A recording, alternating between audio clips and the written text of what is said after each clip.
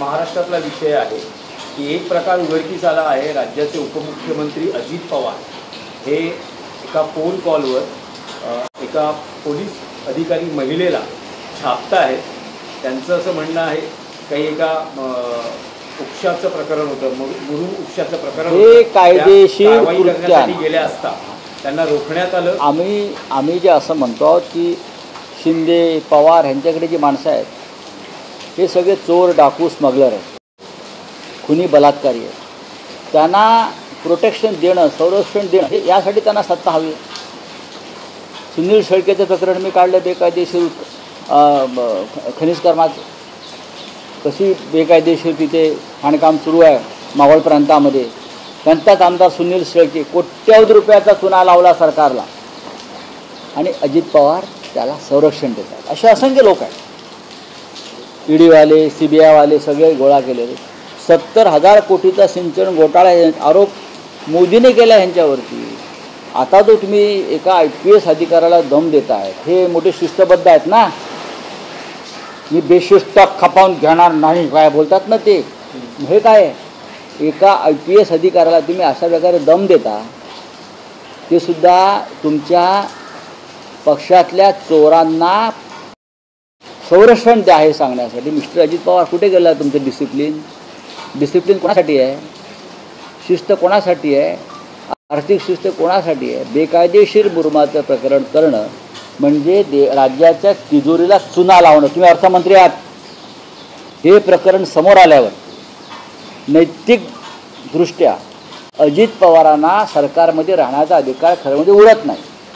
याआधी नैतिकतेच्या मुद्द्यावर अशा प्रकरणामध्ये अनेकांना राजीनामे द्यावे लागलेले आहेत। या राज्याचा उपमुख्यमंत्री म्हणून घेणारा माणूस IPS अधिकाऱ्याला बेकायदेशीर कामांना पाठिंबा द्या म्हणून सांगतो आहे। एक तरुण IPS अधिकारी या महाराष्ट्रातली, तिला सांगतोय तो की मी सांगतोय ते कर बेकायदेशीर काम, आणि इतरांना हे कायदा शिकवतात। अजितदादा पवार इतरांना कायदा शिकवतात, हे चालणार नाही ते चालणार नाही, बघून घेईन करून घेईन। तुम्ही काय करताय? तुम्ही सगळे चोरांचे सरदार आहात। तुम्ही महाराष्ट्र राज्य हे चोरांचं राज्य केलेलं आहे।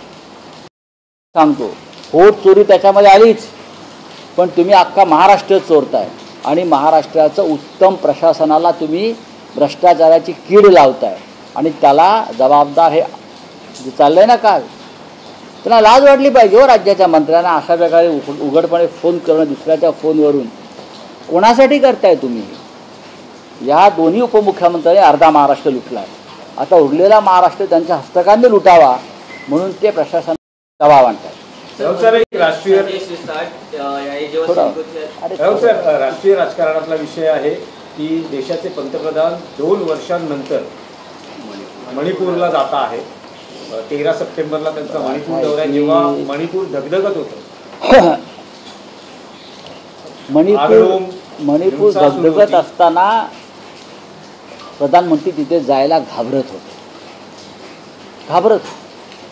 ते अत्यंत डरपोकग्रस्त आहे, घाबरत होते। त्या हिंसेचा चटका आपल्याला बसेल, आपल्यावर कोणीतरी काहीतरी फेकून मारेल या भीतीनं त्यांची गाळण उडाली होती। ते डरपोक आहेत। आता जातात कारण त्यांचा स्वतः मोदींची जाण्याची वेळ जवळ आहे। त्याच्यामुळे इतिहासात नोंद राहावी, मी जाता जाता तोच सोडता मणिपूरला गेलो नाही हे इतिहासात नोंद राहू नये म्हणून ते जात आहेत। ते जाणार आहेत, त्यांना जावं लागेल आणि जाता जाता ते मणिपूरला जात आहेत याचीच फक्त इतिहासात नोंद राहील। राऊत साहेब, उपराष्ट्रपती पदाच्या निवडणुकीबाबत काही स्ट्रॅटेजी किंवा काही मला कळेल, कारण लवकरच अवघ्या 2-3 दिवसावर काही विषय दिल्लीसाठी राहू द्या। चला हाँ बोलिए।